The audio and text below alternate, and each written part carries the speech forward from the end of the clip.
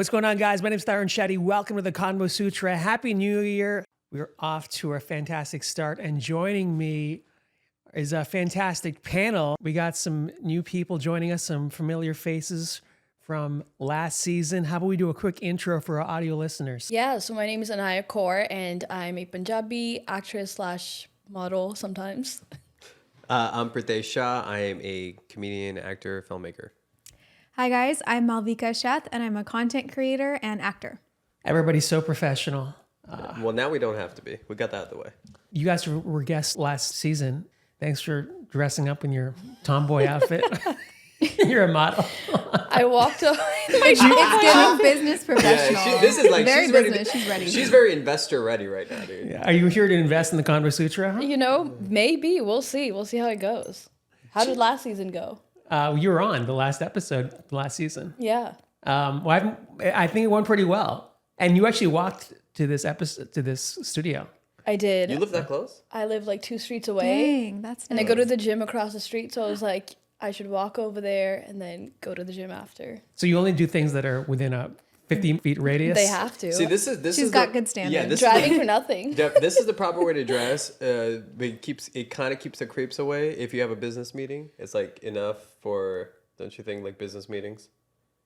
I don't know. It's very business. Do the creeps, they don't like business or what? But creeps are creepy. LA, Hollywood. But she's pretty, so she can wear whatever she wants. Thank you. Yeah. See, if you were not attractive, you couldn't pull it off properly. Well, if she was not I attractive, it appreciate wouldn't that. matter what she wore anyway. That's true. You know what I mean? We're off to a Listen, fantastic start. It's Anyone- Hollywood, dude. The creeps are crazy. You know how it is. Anyone can wear whatever they want. This is Los Angeles. I've seen it all. Like, people wear anything here. That's so. true. They shouldn't, but she's right. Yeah, and Malvika, I think you're the first time actually on this podcast ever. And I saw your social media stuff and I was like, wow, this girl is just killing it online. Check out her stuff. You came in this, I guess, Muppet outfit, and which is all... But it looks awesome. Summer roast. This is Summer how Tarun roast. compliments women. Hey, you look real tomboy. Muppet. What's up with your Muppet outfit? She looks beautiful, but she's very fashionable. And I feel like you represent LA well. Thank you. You know? I never get that, but I appreciate that because always whenever I meet people outside of LA, they're like, "Are you from New York?" I'm like, "No, I'm from LA." You don't look like you're from LA. You I'm do like, have New York vibes. A little bit. Well, I they get dress that. like that over there. I wouldn't think you're Right? from LA either, actually. She's Yeah, not. it's- She's from Fullerton. I'm Which from is even Fullerton. more Oh, funny. What? I'm Born- from Rolling Heights. No way. Yeah. Where'd you go to high school? Rolling High School. Okay, Did I you went go to to- where did you Troy. go? Where is that? It's that one that you have to test into. It's like very like. Oh. Oh, Yeah. You're really smart, apparently. You think you're doing good until you up your competition. Yeah. It's like it's like those people who come from small towns. They come to LA. You know, especially when I used to do a lot of print Yeah. model stuff. Yeah. And when I used to do a lot of print models, you meet all these models and they're from small towns, Oklahoma, Texas, where everyone's like, "You're the most handsome guy. You're the most beautiful girl in town." I'm like, well, your town is 5,000 people. So they felt like Scarlett Johansson or something there. And then they come here, I'm like, oh, everyone's handsome. Everyone's beautiful. Well, every prom king and queen moves to LA, and they're like a 6 out here. It's ridiculous. Even if yeah, okay, we can do the rating, but outside this, like, there's tons of you. Like, there's tons of handsome people. There's tons of beautiful. Like, you got to add something else to the table. Like, being pretty is a prerequisite here. Like, hey, you're not unique. You're not unique is my point, because we're in a big city and everyone's No, coming I there think to take care I think of that's a themselves. fair point. Like Yeah. you got to bring something more than just looks to the table. Yeah. And what's weird is like I notice a difference when I go to the gym in my hometown versus I go to the gym Yeah, here. you're phenomenal shape in the hotel. Well, like not just that, but like people are sitting on their phones in my hometown. They're just sitting on a machine like, "Oh yeah, I'm at the gym. Yeah, I'll be there in 20 minutes," but like not doing anything on that machine at all. And here, like I feel like I'm more motivated because everybody's really on top of their game. It's just It's different levels. yeah. It's like when I went to Texas, sometimes they thought I was jacked. I'm like You are normal. jacked. No, Dude, dude. come on, man. I am normal LA fit. No. That means I'm I'm big emaciated. that You're normal Hollywood fit, Okay, not I'm LA. I'm like, okay, but I'm not sitting here like DK. I'm not sitting here with like a standing 6-pack or something, right? I just like, I work out, I take care of myself, fine. But like here, no one would think twice. Like, I'm just a normal, active dude. But you go other places and people are like, yo, what? I'm like, what? You know, Yeah. it's just different here. Well, you said you have to bring something different. So what do you bring in addition to being attractive? talent. Talent? I think talent. Yeah, I feel Acting like or I've what? invested in my craft, and I don't just think that I'm going to book a job because I happen to be the prettiest girl in the room, or, I just don't rely on my face. That's it. Yeah. Yeah, it's not something that I've worked for. Like, thank you, mom and dad. But there's a lot, like he said, everybody's beautiful, like, in LA. So it's like. I had my sister come with me to like a Toyota commercial audition like years ago. And she was just like, "Is this where every hot Indian guy?" She was just staring at every Indian actor in there. Yeah, she goes, this is where those audition rooms are tough, man. You sit there and there's like every next person. You're like, that person's way better. Why am I here? That person's gonna get it. But that's like, the point because it's. I would say it's an addition because if that's all you have, no one cares. Yep. It's a dime a dozen. Yeah. You think you've seen it. Imagine like even me having produced some films and stuff. You see all of it. It becomes bland. Like, give me something. Something new. It's like what we were talking about last time about dating. Like, I don't care how hot you are. I did that. Like, what else is there here? What other chemistry? What else you have to offer? What are you like bringing besides the face? Like, I don't care. Question for you in regards to like filmmaking, since if you're having auditions for like a role, and you are getting people that look a certain way, what for you is like them bringing in something different? What would you say is make somebody stand out? I'd say this: if I'm casting a role where a girl needs to look a certain way, let's just, for example, she needs to be beautiful or exude that look. There could be a girl that might be traditionally a little less attractive, but she exudes sexiness. She exudes that confidence. She has the energy of it. You're going to cast that person. Yeah, it's not always just... There's a lot of people that look a certain way, but you feel nothing. I think luck's a lot to do with this business. You got to be right timing, right That's place, all of it, for sure. You were mentioning about going to a good school. Like, so were you actually a studious student? And what transitioned you into doing fashion? I was extremely studious. Even for college, like I graduated in 3 years because I wanted to. Oh my God, You're 3 years? so Gujarati. I'm very Holla. Yo, pound. Both of them were That's a good speaking shit. Gujarati before this podcast. Both of you guys were speaking Gujarati. I had no idea what you No, guys she were was trying to speak Gujarati. whatever. મને ગુજરાતી આવડે છે. એટલું બધું સરસ નથી. હું તો બહુ Okay. સરસ ગુજરાતી But બોલી no. શકું છું કારણ કે હું તો ઇન્ડિયામાં મોટો થયો નાનો. Terrific. Yeah. Long story short, like I started content creation while I was in university. I went to school for business and entrepreneurship, and at some point they made us do a project where we had to do a case study on a business. So I did it on the business of influencers.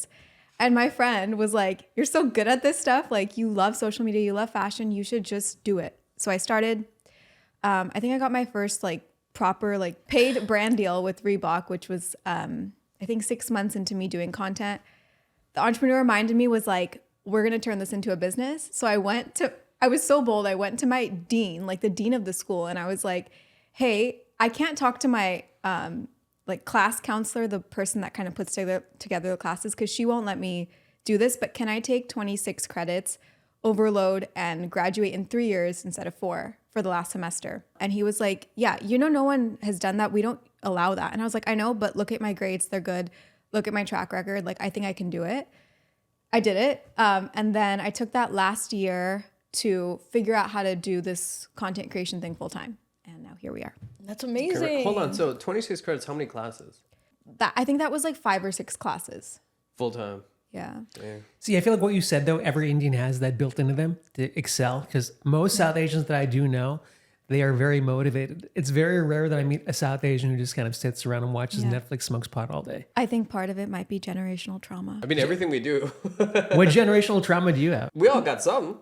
Generational? I mean, this is not you, but generational trauma. Well, of course, but I mean, that's a very nuanced question that you can't really answer that in a simple way. That's so nuanced and depends. But I think a part of it is like some of the things, an illusion can make you do well. Right. So someone like having the trauma of feeling like you're never good enough. Nothing's ever good enough. You have to keep pursuing. You don't really celebrate your wins. The question always is like, I always use the example, even in my stand up, I was like, I remember if I had to describe my relationship with my father, I can give you a very simple thing. When I was young, we're good now. But when I was young, I remember I was like, I want my dad's validation. Every kid does, and especially as a son, right? So I remember I set the highest grade in my like physics or AP stats class. I got a 98% in the finals, set the highest grade in class. I was like, oh, finally, my dad's gonna like be like, I'm proud of you. Yeah. So I come home, I'm so stoked to tell him, and my dad comes in, and I'm like, hey, Dad, guess what? He goes, what? And I'm like, I got a 98%. He goes, now ask yourself why you missed 2%. Exactly. God. My parents were like you that see, too. and I was Yeah. like, all right, it's nothing I do is gonna be good enough for you, bro. I got you. And I went to this like whole like I really did not like him. But there's the other fact. You can't always take that. If you're gonna complain, you gotta take the other aspect. It made me motivator, hard work, like not settle, all the types of things. But obviously you have to process and come at it from a more loving place. It sounds like it helped you to get to where you are because It did. Your arms look great. And what is your generational trauma, if at all? My generational trauma, I think just the fact that the generations previously, just all these things that I'm like working to become more self-aware about, they just didn't, those conversations didn't exist. So it's like basically me, but without all of the work that I've put in to become self-aware about like triggers and what motivates me or what doesn't motivate me, why I feel guilt or grew up feeling a lot of guilt for no reason, shame for no reason.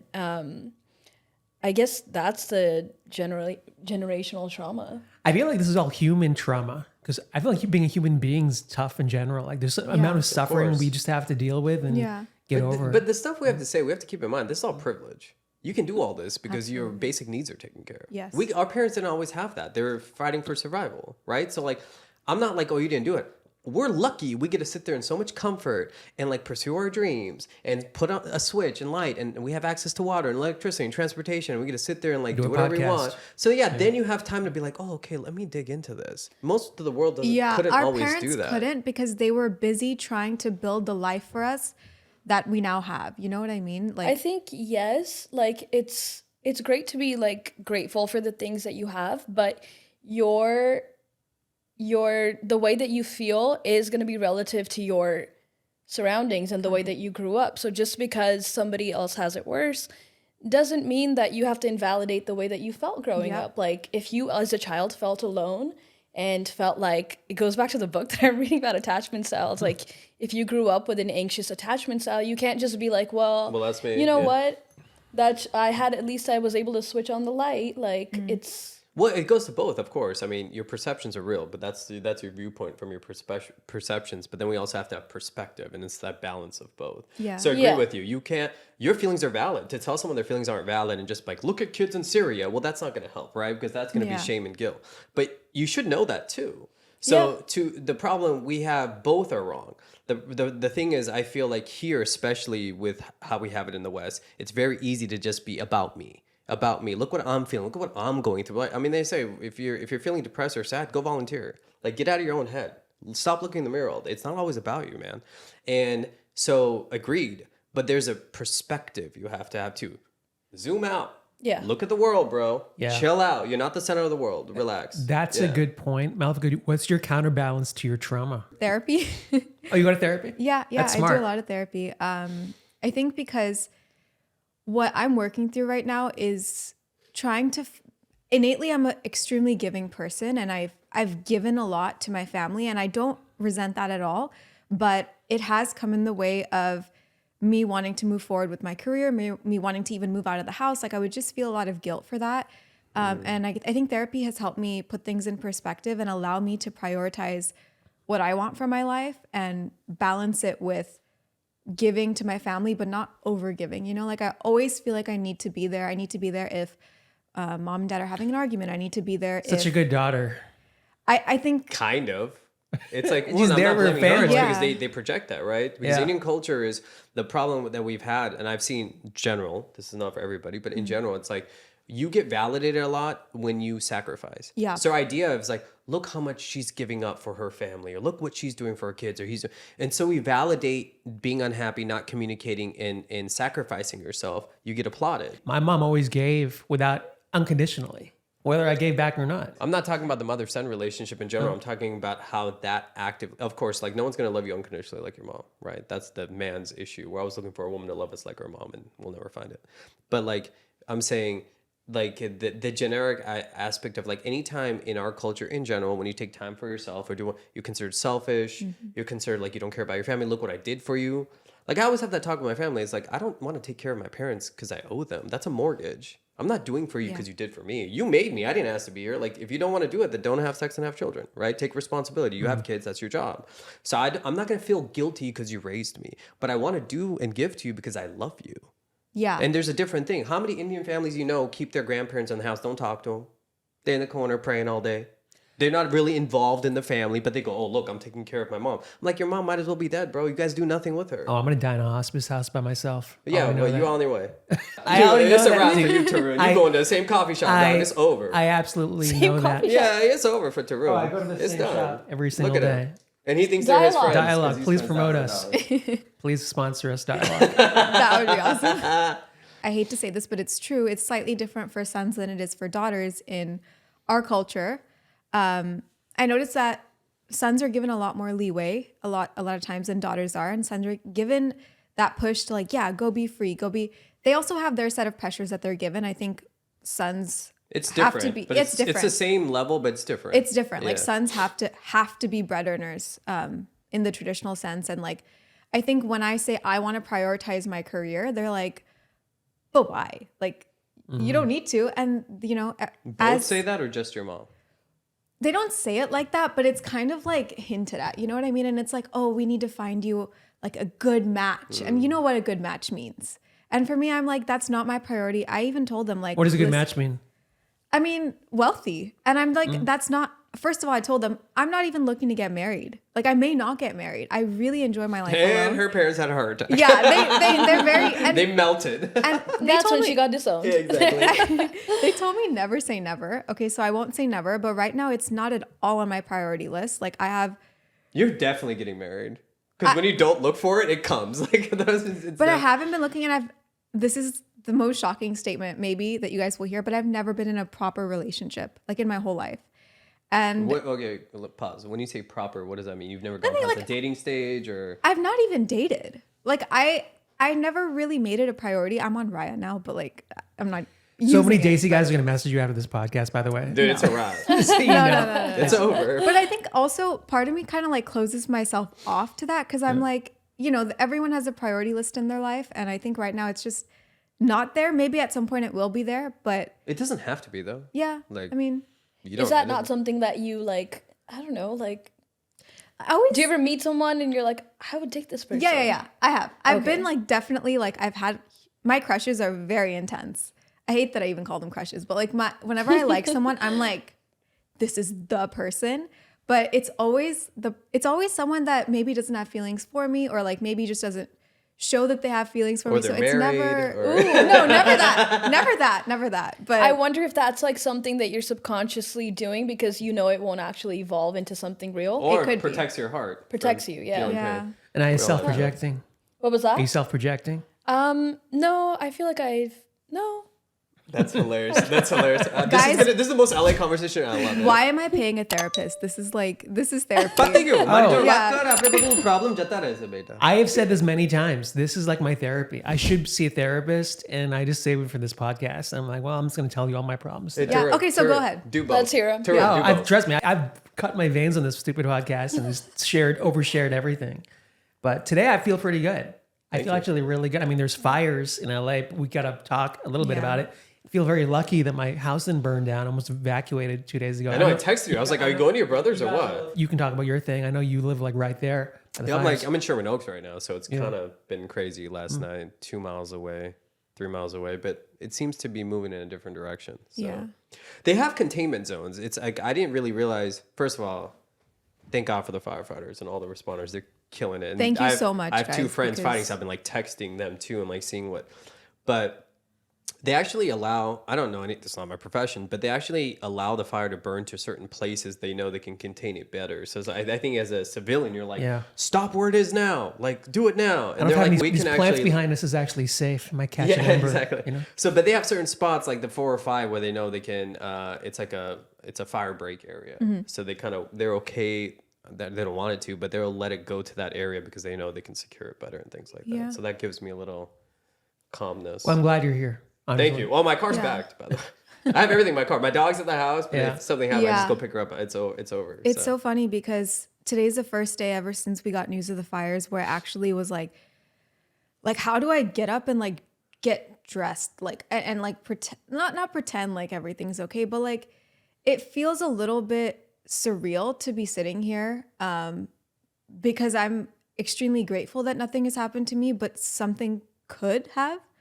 And there are so many people out there that have lost homes, families, things, because people are like looting now. And I'm just like, okay, how do I make sense of this all happening in a world so close to me, but then also allow myself to feel some sense of normalcy and like carry on with life? You know, I think that's the sort of negotiation that's happening in my head right now. I think, but the reality going on what you're saying is this is normal. Yeah. Right. We always look at normalcy because it's been nice, but like, I think this is a terrible thing to happen, but it also shows you how grateful and lucky, dude, when we have wars, bombs never drop on us. Yeah. You understand? Like, we've been so like secluded from reality of the harshness of human life.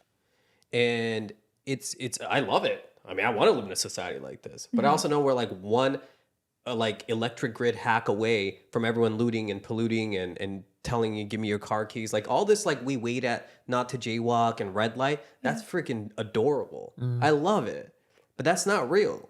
Like that can go away like this. We're so lucky to have that type of structure. And it's new. It's like 100 years. Yeah. One time in my writing class in college, we were asked to bring in a piece of like lyrics of a song that you thought were like the best lyrics ever. And I brought in the song Galhonaho because I just felt like it was so apt. Like you really live now to the present because you have no idea what's going to happen. And Can you tell people who might not know what that means? Yeah. Galhonaho means basically tomorrow's not promised. Yeah. And the lyrics are very beautiful and basically live every moment or live this current moment to the best of your abilities. Grab hold of the people that love you because you may not have them again. And yeah, so good lyrics. Has the fires affected you at all? I actually did evacuate because You it was did? close to, The Runyon fire? Yeah. Yeah. So I live on Sunset, and me and my roommate, we were like, we should evacuate before they announce You were like, I've it. never left beyond a mile of this apartment.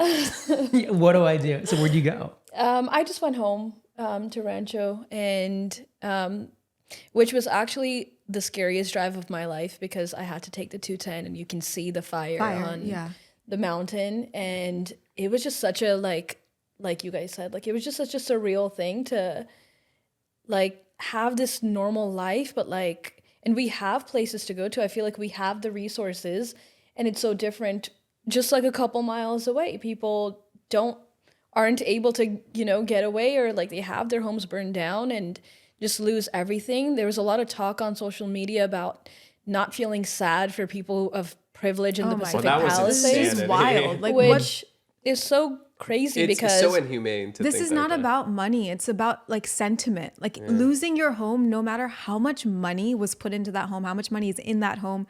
It's just put yourself as a human person. How would you feel if you lost your home, which had sentimental things in it? And it's this weird assumption that everybody that owns a home in Pacific Palisades has the means to rebuild.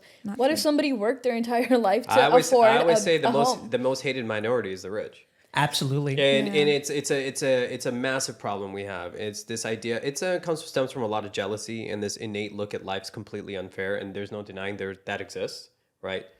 We want to be in a meritocracy, but there's, like you said, there's a lot of luck and karma and all this type of stuff that comes in for sure.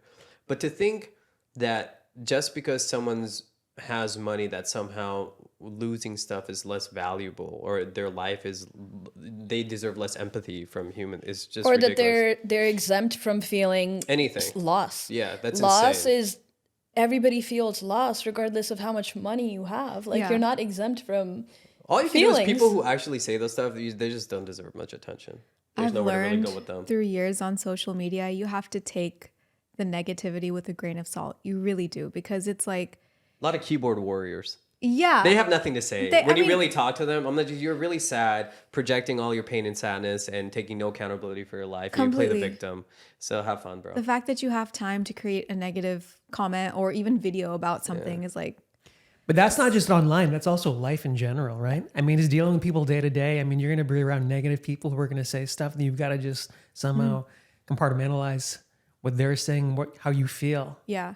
And like even just finding ways to bring your energy back up to where you want it to be when you're surrounded by negativity. Like, I don't know, for me, randomly, like I've really gotten into music lately. What kind of music?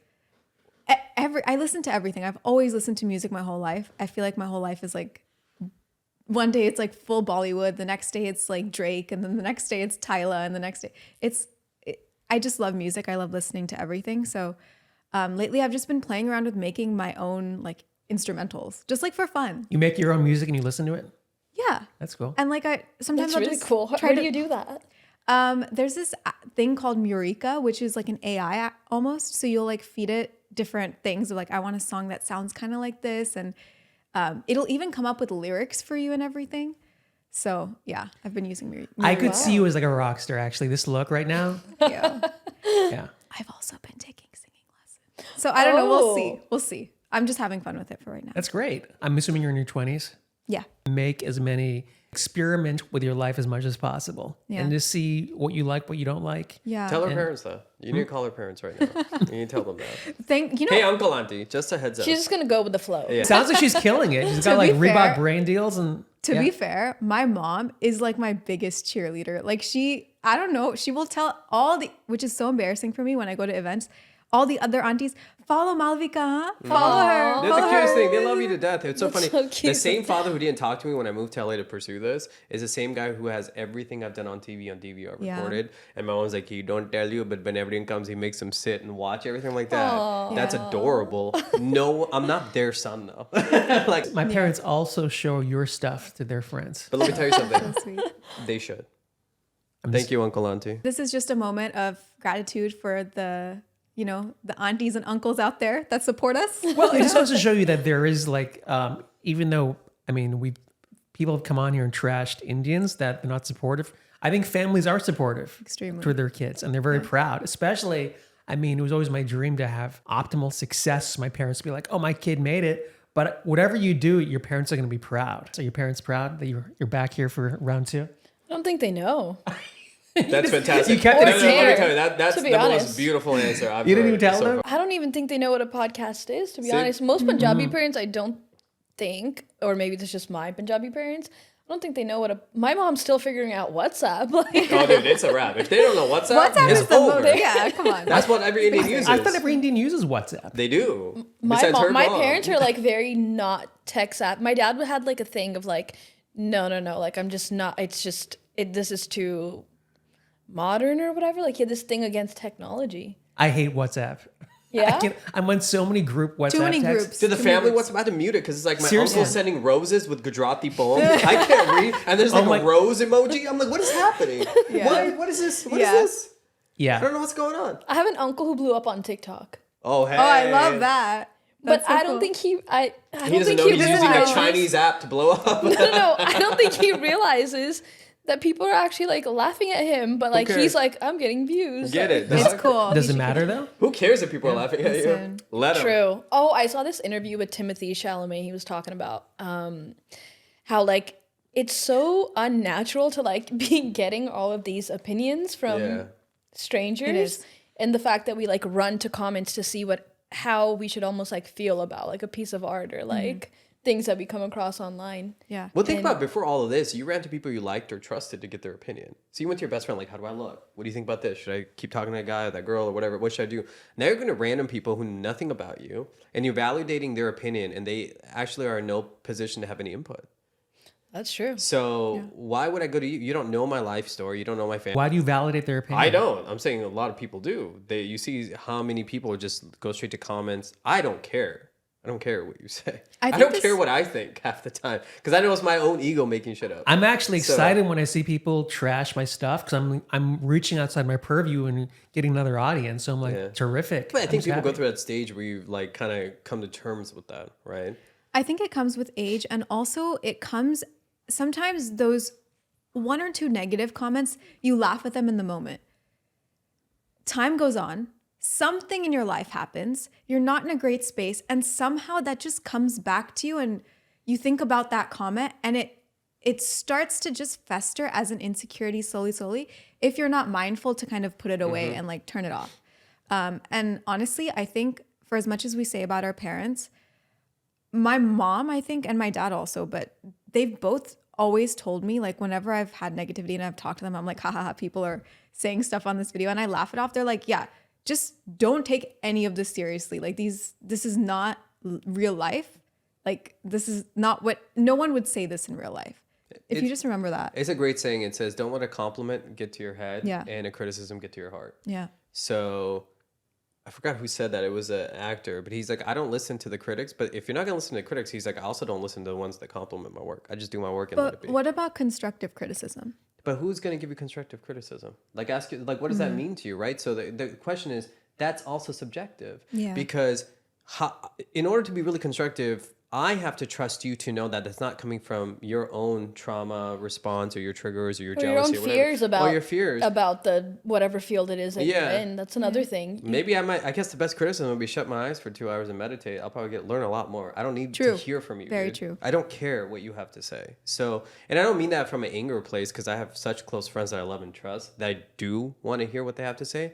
But even just because I hear what you have to say doesn't mean I have to take it in accordance. I just go, I trust that you're coming from a loving place. What about you, Tarun? Do you have people in your life who you... My name's Tarun. What did she say wrong? You always Tarun. tell me to say Tarun. No, it's Tarun. Or you always say that way. That was real white the way you said that. Yeah. Tarun? I can say it. Wait, first it was British and now it's... Yeah, you change accents, girl. It's good for acting. It's good for acting. You know what I mean? But you know what? That's how I always hear you say your name. You can White say people. Tarun. Thank you. When I'm with Indians, I always say Tarun. When my family, I say Tarun. But for this podcast, I definitely say Tarun. For sure. Really? Yeah. What's your name mean? It means young. Young? Ooh, Oh, hey. You are young for life, bro. Look at you. What's your question? I'm sorry. Do you have people in your life who you do go to for constructive criticism, or... I mean, creatively, I'll bounce it off. Like my friend Atif, who was just here, I'll ask him. He's the only guy I actually bounce stuff off of. But I won't ask people creative stuff because generally they don't know. And I feel like if I get tainted at all, anyway, if someone says, oh, that's not a good idea, then that'll be in the back of my mind and I won't go through with it. So now I just take action first, and then however it comes out, it's gonna, like this podcast, for instance. Like I just kept shooting this without asking people's opinion, knowing I'm gonna tinker with the format, tinker with people, because everyone's got an opinion creatively, if that's what your question is. So Yes. it doesn't matter what people say to you; their actions speak everything. You can just disregard anything people say to you. It's how they carry themselves in life. I agree with you. I think also creativity is a very personal thing, and you have a personal vision that you're going for. Everyone else, if you ask for feedback on that, they will give their feedback, but it comes from a place of their own personal thoughts, beliefs, experiences, which are completely a different set than yours. Like, for example, when I set out to like start doing content creation, I actually was really isolating myself from society, community. Sometimes I still just don't go to these like events with all these aunties and uncles because I feel very partly sometimes judged for what I do. Even though some people don't call it a creative medium, I feel like every day I'm getting up and I'm creating stuff and I'm putting it out there. So I feel like it is creative work, and I feel like it is deeply personal. And I just sometimes want to be shielded from the energies that are going to taint me in any way. Even when it came to singing, like I haven't really told anyone, I'm shocked that I even said it here, because I'm like scared of how people will react. I don't want anyone to say, oh, but she sucks at singing. And that's going to stop me then from like moving forward. Because like I also sucked at dance. I was terrible at dance for like my whole teenage life. Eventually, when I had to give an Arangetram, which is like for Indian classical dance, that's like when you have to give a 3-hour solo dance performance, I trained my ass off. And I think I did a really good job. You have to really just find a way to let your vision always be at the front of your head and not let that go. Well, that's where self-belief comes in. Like when I asked Anaya, what else do you bring to the table? It's a talent right off the bat, not delusion, but you have to believe in yourself to get through these firewalls because you're going to hit them. But it goes on what she said, because they can't be in you. So like when we used to send scripts out, me and my writing partner, we send scripts out, or we, when I film something, I'll send a cut to someone. They're not looking at what they think you could have done. They're like, well, this is what I would have done. But I'm not asking you what you would have done. Yeah. right? I'm not asking you what you would have done in my shoes. I'm asking, can you see what our vision was? And it's hard, like you said. There's very few people. Usually, if you just sit with yourself and you see what you want, unless you're asking for a specific, I guess the main thing is if you're going to ask for the constructive criticism going, it's specifics. For example, you're doing this podcast. You may not know a lot about mics. So you'll go to a guy who understands sound well. Correct. What would you do in this situation to make this sound better? I'll take your input into account. Yeah, that's technically that's like a very specific ask I do. It's like advice. Yeah, But advice for that. Otherwise, I don't care. you can put yourself in a box creatively because people have done stuff so many times. They think in this rote mindset that it's got to be this way. Correct. They have a formula. And I feel Yeah. like to be creative, you've got to remove those boundaries. Correct. Like I agree. that's how you really, find your That true is voice. creative then. You just don't know what other people, where they're coming from. I mean, especially now with the podcast era, everybody listens to a podcast. They think they're a filmmaker or actor. Well, they've because listened to it. everyone else has different goals. Yeah. So you might go with someone, what would you do? And they go, okay, well, what's going to help the algorithm? So you're going to have to get to this. So it's like, The that's not what I'm algorithm. trying to I do. know. I want to do it from this space. Okay, well, you want to be creative. So do the opposite of what they're doing. You should do it. It's like, dude, I'm just going to Yeah, well, nobody knows anything. That's what I always tell No, but people. look what you've done. You've created a good product. It's high quality. And you did it on your own. You started with it. You do a lot of aspects. Not on my own. I've you here. No, but you edited it, you did the stuff, give yourself credit, right? So you're the one who put it together. So, and you did it without asking everyone's input. And now it's kind of just, you're spreading the seeds and you're letting it take off naturally. Which would be so different than if you were like, took a bunch of your friends, you're like, what do you guys think of me starting a podcast? And then everybody gives you their... And here's the other thing with creativity. It doesn't have to hit right away. You never know when one piece of whatever we've created here, this conversation or any of your conversations, it might hit 3 years later or like It might one never day hit. later. It might never And hit. that's another thing. Everything doesn't have to be, every sort of creative thing that you have in your life doesn't have to be a means to make Yeah. Or it doesn't money. have to be an Correct. audience thing. It my doesn't God. have to be like, Correct. oh, this must become a way that I secure income. Art in general, like I feel like, if I'm an actor and this is something that I do eventually want to make this my sole income. But if I pursue other things, like say I wanted to sing, I don't need to become Lata Mangeshkar. Like if I Correct. enjoy singing and it's just just something that I fun. privately want to do and get Yeah. better at, it's okay to pursue creative routes and not have them lead to Not a everything job. needs to be a Yeah. commodity. Yeah, everything Yeah, doesn't yeah. need to. I would love to believe that. Like last night I was thinking this could be it. My career right now, I could just max out right here. Dude, this you're could so be it. funny. No, I but this love could be your it, lines. dude. You're cracking me I up, mean, man. honestly, I'm haunted by this because when I was 25, I was like, oh, I can do this forever and be happy. But now I'm like, am I okay with that? No, I'm not okay with that. I need to see improvement in my life. Yeah, Otherwise, but you're doing that, but you give up how it may come. You're going to improve naturally. how do you know?